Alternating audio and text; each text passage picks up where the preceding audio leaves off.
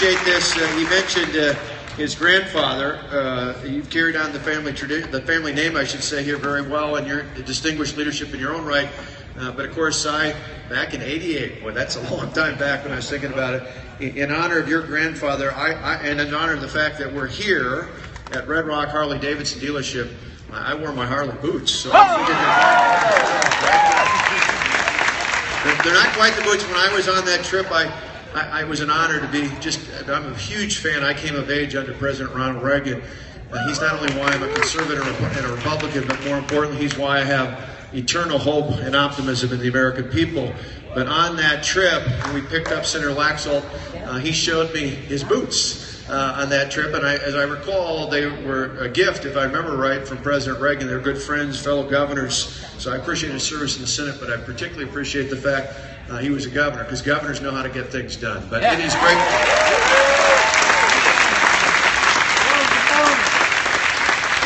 It is great to be here. I'm here today with my wife, the First Lady of Wisconsin. Tonette is here.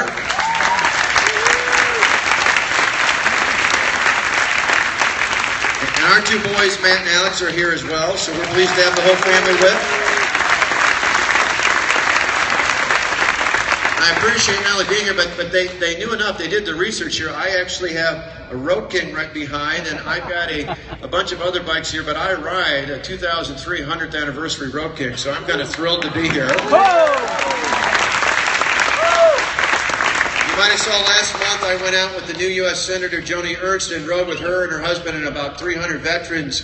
I'm going to come back to Nevada, but I'm going to be wise.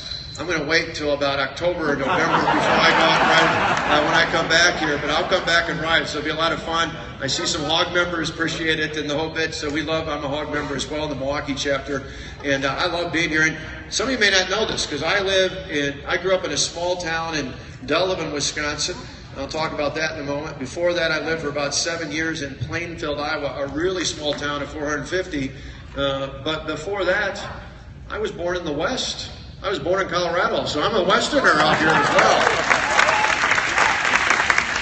I appreciate you all coming out. First off, I can just tell you off the bat, I'm Scott Walker, and I'm running for president, and I'm asking for your vote.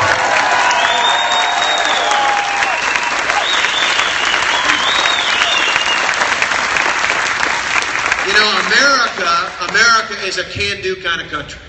We just got a government in Washington that can't seem to get the job done. You know, Washington, or as I call it, 68 square miles surrounded by reality. But the good news is it's not too late. We can turn things around. We can move this country in the right direction. We just need new, fresh leadership. The kind of leadership that comes from outside of Washington with big, bold ideas. The kind of leadership that can actually get things done like we've done in our state. Let me tell you a little bit about it for a minute. You know, in our state, since I've been governor, we took on the unions and we won. In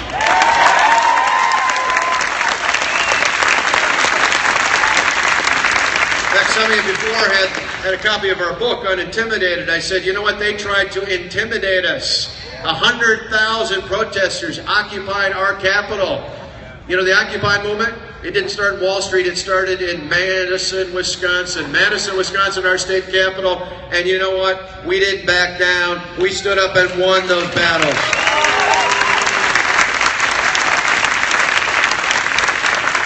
Since I've been governor, we cut taxes by $2 billion for the hardworking people of our state.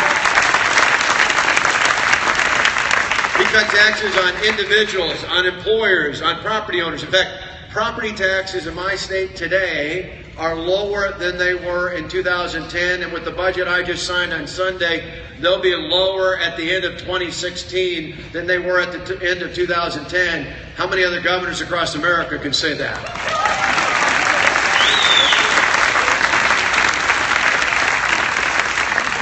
Since I've been governor, we passed lawsuit reform and regulatory reform. We defunded Planned Parenthood and passed pro-life legislation.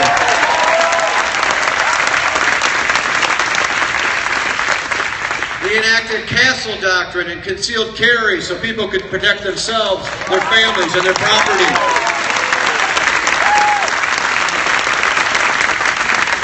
And in my state, you now need a photo ID to vote.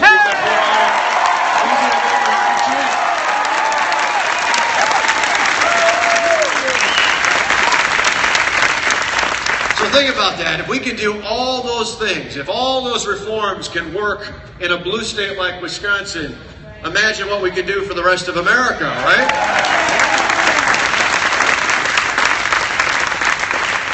Now, as I travel this country, let me tell you, though, I find, and I would imagine I'd find with all of you here as well, a lot of people say they're frustrated.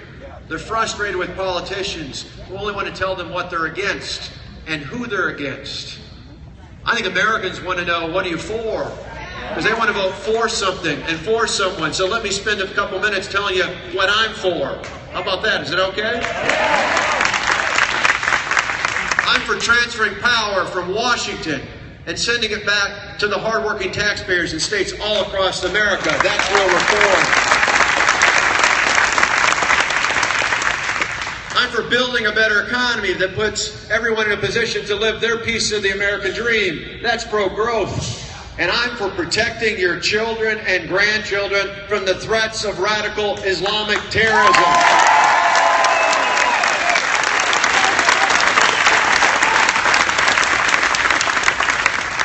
Yeah, we're for something.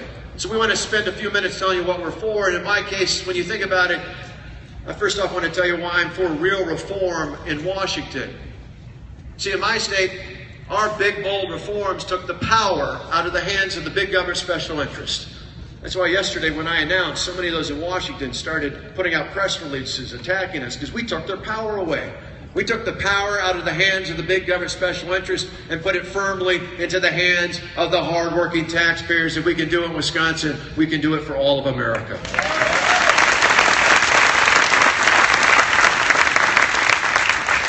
And along the way, it's interesting. In our state now, the people who actually elect, the local taxpayers who elect people to run their schools, get to actually run them now because we got rid of seniority and tenure. Our schools can now...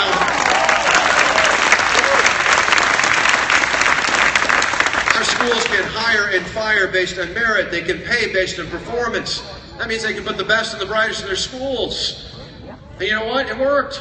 4 years later, graduation rates are up. Third grade reading scores are higher. ACT scores in Wisconsin are now the second best in the country.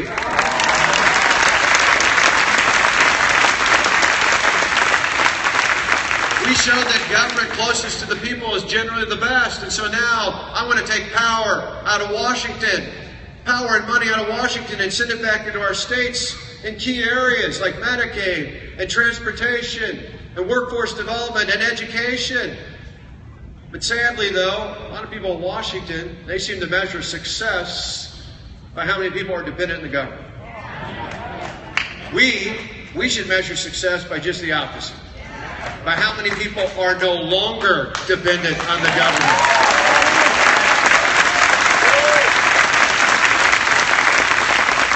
You see, we understand that true freedom does not come from the mighty hand of the government. It comes from empowering people to live their own lives and control their own destinies through the dignity that is born of work. I think about my first job as a kid. My first job was washing dishes at a place called the Countryside Restaurant. Then I moved up to the big times. I started flipping hamburgers at McDonald's in high school. In fact, true story, my friend Paul Ryan grew up down the road from me in Janesville. I was in Delavan. We were both flipping burgers at McDonald's. The only difference is his manager told him he had to flip hamburgers in the back because he didn't have the interpersonal skills to work the front cash register. My manager might have thought the same thing, but Rita was way too nice to say that. But I think about that growing up in that small town. My dad was a preacher.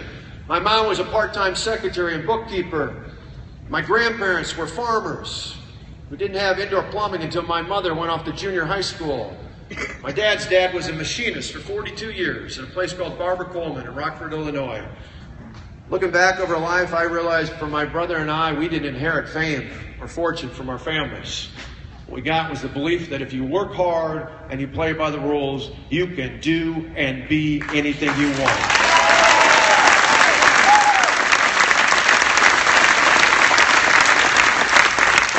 You see, folks, that's the American dream, and that's worth fighting for.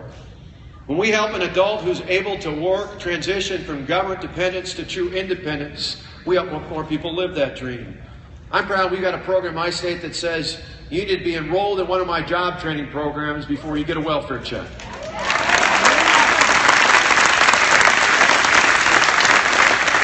I just signed a budget a few days ago that said not only that now, but if you want to get that welfare check, you got to show you can pass a drug test on top of it.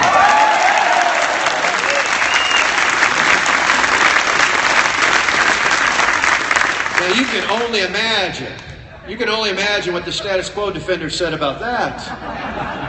They said, oh, the governor's trying to make it harder to get government assistance. I said, no, I'm not. I'm trying to make it easier to get a job. Isn't that what this is all about? Getting a job. And along with that, you know what? We need to have stronger families in this country as well.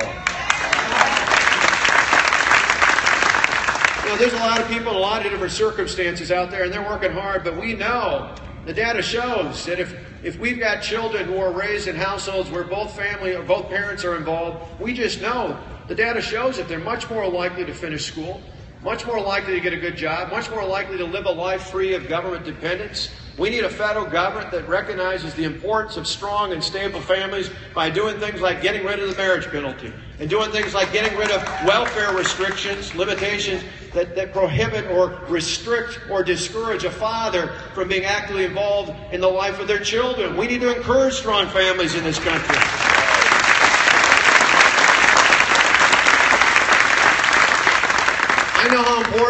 I know how important both of my parents were. Both my mom and my dad were to my brother David and me growing up. For Tonette and I, we try to be good role models for our sons, Matt and Alex. We're so proud of them. They've grown up to wonderful young men, more because of their mother than their father. But I think about how important that is. And I want to make sure that for Matt and Alex and all the others in their generation, that they're able to grow up in a more free and prosperous country. So to ensure that prosperity, we need to be for a pro-growth economic plan that allows individuals and families to earn, to save, and to achieve their piece of the American dream. You know, instead of the top-down government knows best approach we hear from Washington, we need to build the economy from the ground up in a way that's new and fresh, organic and dynamic, that says, as long as you don't violate the health and safety of your neighbor, go out and start your own career, build your own business, live your own life. That's freedom.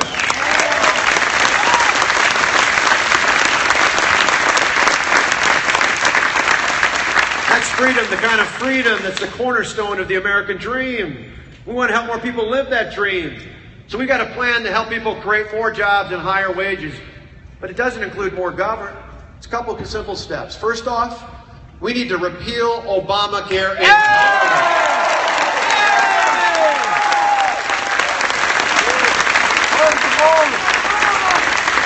We need to repeal the so-called Affordable Care Act on the very first day and do it entirely so that patients and families can make their health care decisions, not the federal government.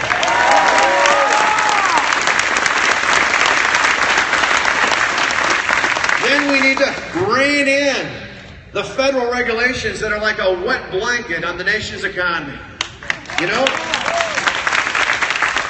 I'm all for enforcing common sense, but we got to get rid of the bureaucratic red tape. I'm pleased to say that as governor, I came in and put a moratorium on all new regulations. In Washington, we need a president who's going to do the same and then pull back on all the other bad Obama regulations that are in place.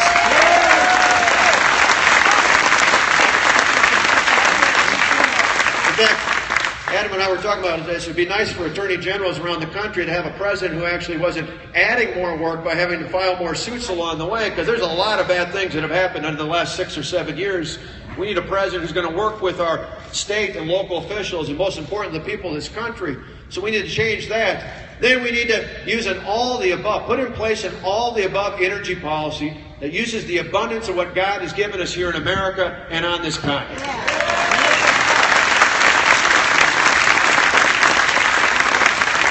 We are an energy-rich country, and we can literally start refueling our nation's economic recovery. That means approving the Keystone Pipeline on the very first day.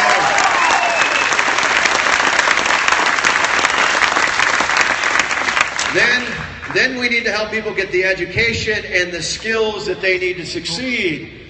When we do that, we can help people find careers that pay far, far more than the minimum wage.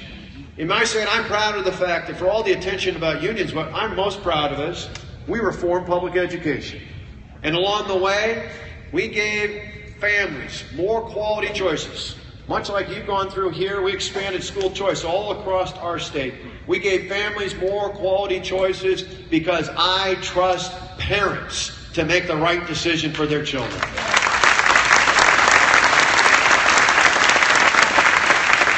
You see, I believe that every child, regardless of background or zip code, every child deserves access to a great education, be it in a traditional public, or a charter, or a choice, or a private, or a homeschool environment. Every child deserves access to a great education.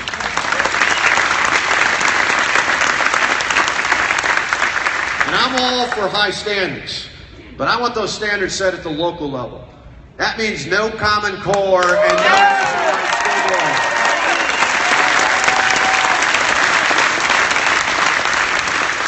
That's all the more reason why we need to take power and money out of Washington and send it back to our states and our schools, where it's more effective, more efficient, and more accountable to the American people. Think about it. If you pulled a dollar out of your wallet or your purse and you looked at it, where would you rather spend that? In Washington or at your child's school? I think most of us would rather spend it right at our child's school, right? That's what we're going to push for. We're going to push for sending more of your money back to our states and our schools and our local governments, where it's more effective, more efficient, and more accountable to the American people. And then, to keep more of those dollars, we need to lower the burden on taxpayers so you can keep more of your hard-earned money.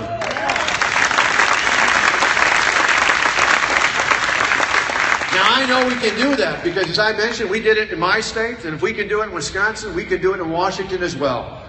Now, sometimes people wonder why I spend so much time focusing on lowering the tax burden in my state and why I talk about it so much here for the nation. Let me tell you a simple story. I don't know if you're familiar, but Tonette and I, over the years, some people know this, that we like to shop at a store called Kohl's department store. And I've learned over the years, you're going to stay with me. You're going to like this then. She said coupons. You're going to hear me out on this. You're going to be my focal point on this to see if I'm telling it right. So Tonette and I love to go to shop at Kohl's. And you know what I know? If I'm going to go buy a shirt, no, this is a Harley shirt, but if I was going to go buy a shirt at Kohl's, I go to the rack that says it was $29.99, right? And now it's marked down to $19.99. And then I go up to the cash register and I get out the insert that I had from the Sunday newspaper, the little scratch-off thing with the coupon. Or, because we go to Kohl's all the time, they actually send us stuff at home. So we get a coupon for 15 or 20% off, or if we're really lucky, how much? 30% off, right? Am I right? And then as we go up to get it rung up, and the clerk is going through all that, you know what happens? My wife reaches into her purse, and what does she pull out? A whole bunch of Kohl's cash. And next thing you know, they're paying me to buy that shirt. Right? Well, it feels like it. So how does a company like that make money? They're making money off of volume, right? They make money off volume. They could sell a few of those shirts at $29.99, or they could lower the price, broaden the base, and make more money off of volume. That's what I think about your money, the taxpayers' money. You see, the government could charge higher rates, and a few of you could afford it. Or we can lower the rates, broaden the base, and increase the volume of people who are participating in the economy.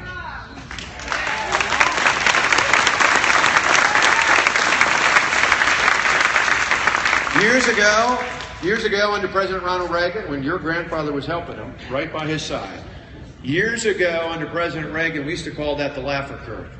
Today, I call that the Kohl's curve. It's Kohl's curve, because I believe you all can spend your money far better than the federal government. When we do, the economy will be far better because of it.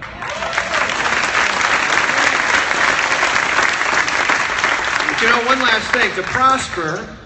To prosper, though, we need to live in a safe and stable world. That's why I'm for true safety. You see, the commander-in-chief has a sacred responsibility to protect the people of this great country.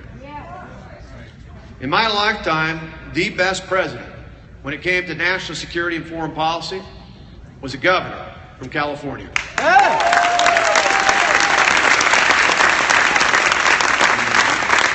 Under his leadership, we rebuilt the military.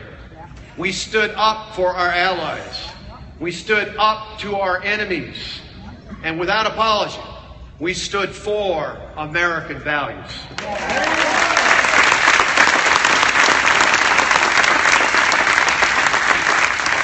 Because of that, we had one of the most peaceful times in modern American history. Today, sadly, under the Obama-Clinton doctrine, America is leading from behind, and we're headed towards a disaster. Think about it. We got a president who drew a line in the sand and allowed it to be crossed. A president who calls ISIS the JV squad, Yemen a success story, and Iran a place we can do business with. Iran. Think about that. So you may have saw yesterday when I made my announcement in Waukesha, I had someone stand with me, a friend of mine who grew up down the way in a place called Oak Creek. His name was Kevin Hermaning. Kevin Hermaning. I remember Kevin because as a kid, my brother David and I used to tie ribbons around the tree in front of our house in Delavan during the 444 days that Iran held 52 Americans hostage. One of those hostages was my friend, Kevin Hermaning, the youngest hostage, a Marine who had just been assigned to the U.S. Embassy in Tehran. I had Kevin there yesterday. I had him there because I wanted to show that Kevin and I think the majority of Americans know that Iran is not a place we should do business with.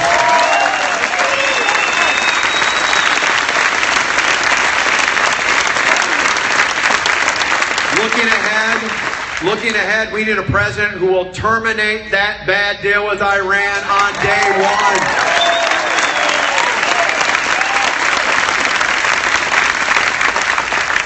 I will terminate that deal. I will put in place crippling economic sanctions on Iran, and I will convince our allies to do the same.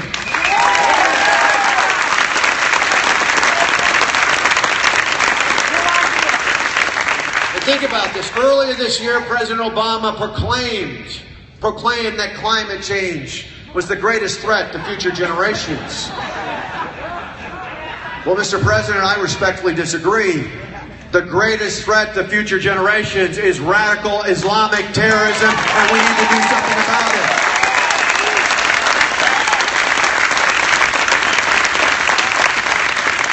We can start by lifting the political restrictions that have been put in place on our military personnel already in Iraq, so they can start helping our Kurd and Sunni allies reclaim the territory lost to ISIS.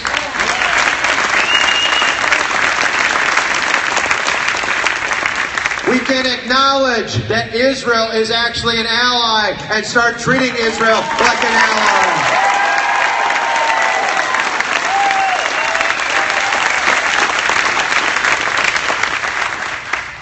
We can stand up to the aggression from Russia into sovereign nations. You see, Putin abides by the old Lenin principle that you probe with bayonets. If you find mush, you push. If you find steel, you stop. Under Obama and Clinton, Putin has found a whole lot of mush over the last few years. The United States needs a foreign policy that puts steel in front of our enemies once again.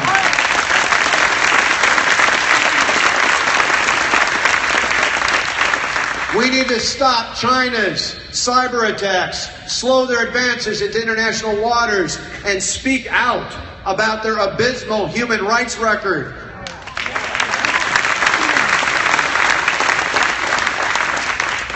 We need to honor our men and women in uniform by giving them the resources that they need to protect us and keep us safe. And then we need to honor those same men and women by giving them the quality and timely health care they deserve when they return home.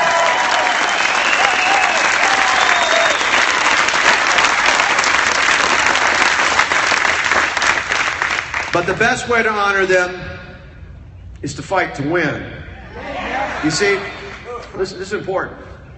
This is important because our goal should be peace. Our goal should be peace through strength. But there will be times when America must fight. And if we must, Americans fight to win.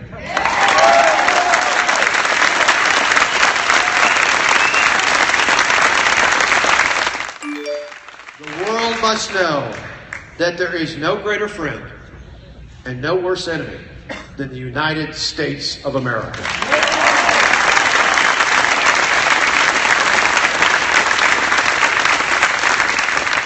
You know, America's a great country. I love this country. I love America. And I know you do too, because you wouldn't be here if you didn't care for this country. And I think about the future. I love this country. I said for us, our children are the reason we get into this, but it's because of our love for our country.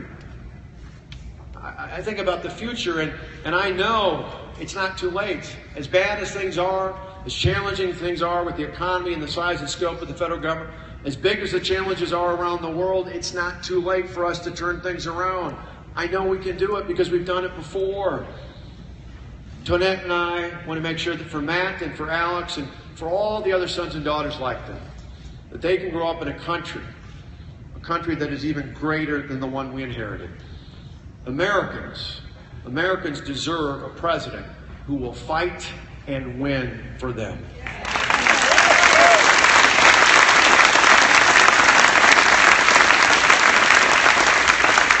Someone who will stand up and fight for the right to life, liberty, and the pursuit of happiness. Someone who will stand up for our religious freedoms and all of our other constitutional rights.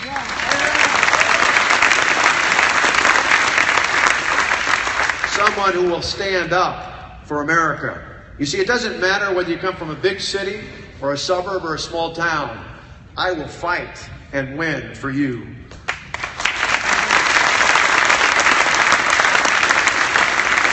Healthy or sick, born or unborn, I will fight and win for you.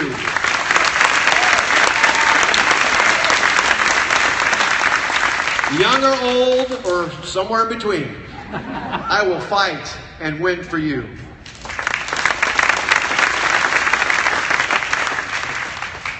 I think back over the years, I met some pretty amazing people. Folks who've come here from other places around the world.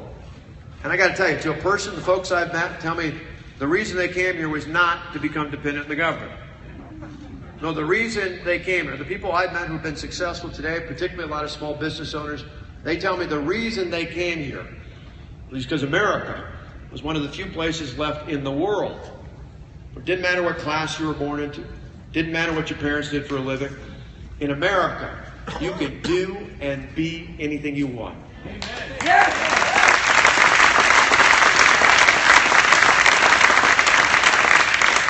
That's the American dream. That's the American spirit. But you know, it's a simple concept. It says that the opportunity should be as equal as possible for all of us. But the outcome should still be up to each and every one of us individually. That's why we just took a day off about a week ago to celebrate the 4th of July and not the 15th of April. Because in America, we celebrate our independence from the government, not our dependence on it.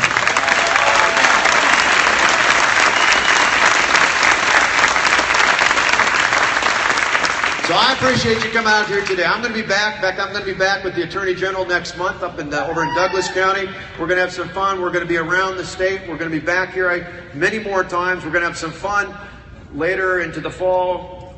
Maybe we can stop by here and get a bike here and rent a bike and ride around a little bit, because I love it. They tell me if I'm successful, I don't get to ride a Harley anymore. So that's one of the downsides. But so I'm going to get as much riding in as I can.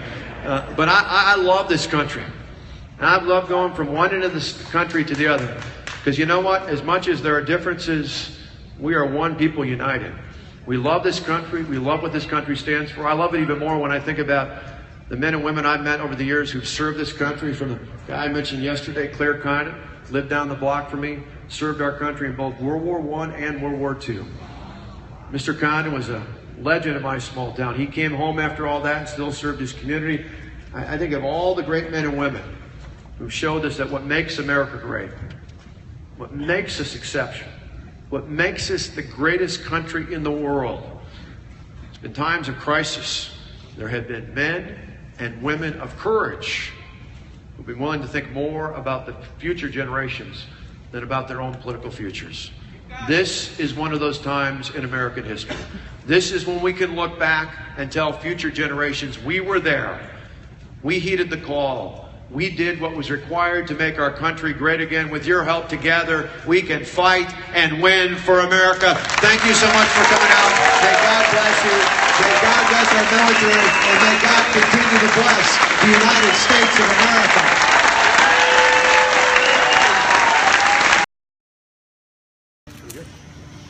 You guys all set?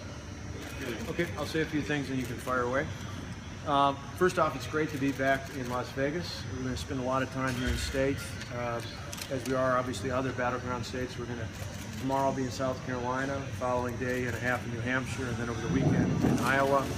We believe we've got a story to tell that can win anywhere in the country, whether it be the Midwest, the West, the South, the Northeast. We believe we've got a case that can be made to American voters. I think increasingly people want someone who can do more than just fight, but can fight and win. As you saw by the folks here, we had a much bigger crowd than we expected. I think people respect the fact that we've shown that, well, there's a lot of great Republicans in this race. A lot of them are friends of mine, good people, but there's really kind of two groups. There are fighters who've yet to win most of those fights. There are winners who've won a lot of elections but haven't consistently taken on the big fights. What we've shown is we can do both. We fight and we win. People's lives are better because of it, and I think Americans deserve a president who will fight and win for them. That's what we've shown. We've shown that our reforms are positive, common sense, conservative reforms can win in a blue state like Wisconsin, and I believe they can win anywhere in America. And we'll be back. In fact, we'll be back here in state in about a month.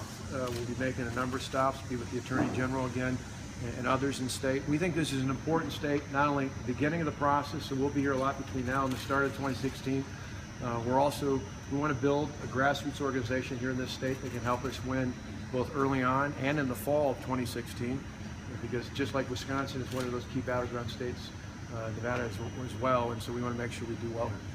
Governor, the Culinary Workers Union out front protesting today, is this something you expect, and how do you counter what they're saying? Yeah, I mean, the bottom line is what we did in Wisconsin was pro-taxpayer and pro-worker. When we took the power at the hands of the big government union bosses, a lot of people who ordered protests like this, and we put it back into the hands of the hardworking taxpayers. The taxpayers are better off because of it. And then when we gave workers the freedom to choose whether they wanted to be in a union or not, that was the ultimate pro-worker thing. We gave people the freedom to choose whether they wanted to be in a labor union or not, and that gives them the ultimate freedom when it comes to the workplace. So we're pro-taxpayer, we're pro-worker. We'll let people like Hillary Clinton and others stand up with the big government special interests and the big government union bosses. We're going to stand up for the hardworking taxpayer. Do you worry about Trump affecting your campaign with his strong rhetoric in certain areas? No, I mean, Donald Trump can speak for himself. I'm going to talk about what I'm for. As I mentioned in there, I'm tired of, I hear from people all across this country say they're tired of candidates talking about what they're against and who they're against. I'm going to talk about what I'm for, and I think people want to vote for something. We're going to talk about how we transfer power from Washington and send it back to the taxpayers in the states. We're going to talk about how we build a better economy that lets everyone live their piece of the American dream. And we're going to particularly talk about how we protect our children and our grandchildren from the risk and threat of radical Islamic terrorism. I think those are the things I should say that people are hungry for. Governor, why didn't you mention immigration? How are you going to convince Russia and China to re-implement sanctions?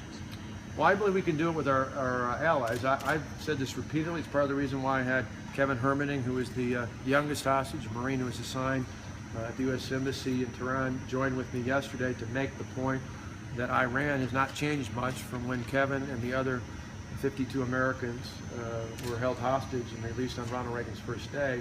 I believe going forward as president, I would terminate the bad deal with Iran on day one. I would then seek to put in place, on behalf of the United States, crippling economic sanctions.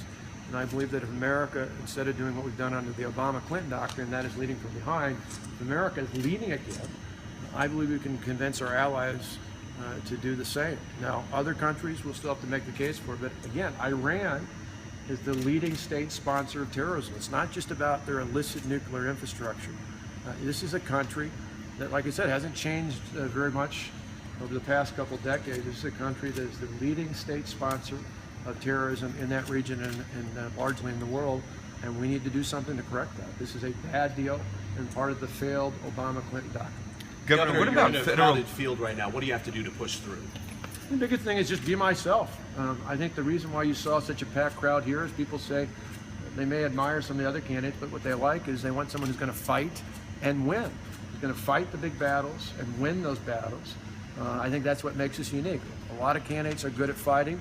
Others are good at winning. We're the only one who's consistently done both. You didn't talk about immigration. You didn't really talk about immigration. That's a big issue out here. Well, I talked about it in questions. My position on immigration is simple and straightforward. I've spent a lot of time looking at the failures of this president, talking to governors on the border and elsewhere out there. I believe that we need to secure the border. I've been to the border. I've seen it firsthand with a fellow governor, seen the problems we have. We have international criminal organizations penetrating our southern-based borders, from drug cartels, pushing drugs and firearms and trafficking individuals. We need to crack down on that. We need to have the resources to make sure we can adequately secure the border. We need to go forward in a way that makes sure that we enforce the law. I do not believe in amnesty. I believe that citizenship should have a high bar, and then when it goes to, as for legal immigration, we should give priority to American working families, their wages, in a way that will improve the American economy. Governor, the Boy Scouts are talking about changing their policy on gay scout leaders. Using the previous policy, which barred them, protects children. Can you talk a little bit more about that? What do you mean? Well, I'm an Eagle Scout. My kids were in Scouts. My mom was a den mother. I think their previous policy was perfectly fine. Governor, what about federal land management issues? In Nevada, or do you also have any meetings with Sheldon Adelson or fundraisers while you're in town? I don't, but we'll probably have some events like that in the future. But this trip is just purely stops like that. Governor, you said blue collar state, minimum wage. Talk about your comments about that. You've got people out here that rely on it, especially in this city. Yeah, I said that my bottom line is, well, I'll let the others, the opposition, talk about how low wages are going to be.